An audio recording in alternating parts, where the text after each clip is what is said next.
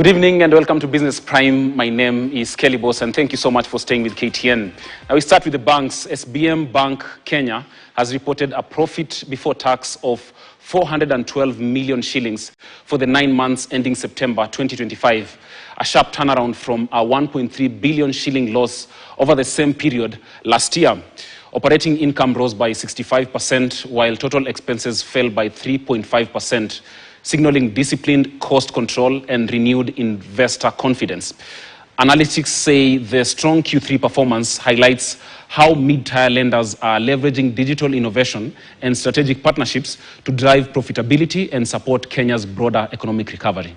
This has largely been driven by a 65% increase in operating income, which grew from 2.6 billion last year to 4.3 billion.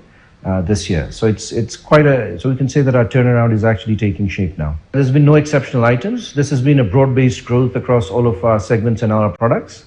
All of our segments, be it corporate, consumer or business banking, have really contributed to this. Our total customer deposits actually grew by 20% year on year to grow to just over 75 billion Kenyan shillings. And this is very pleasing because it's based across all of our segments. We've seen our active customers go up as well. We've had equal contributions from all of our segments and products, and this is driven by a much more stable system, a lot more innovation going on as well.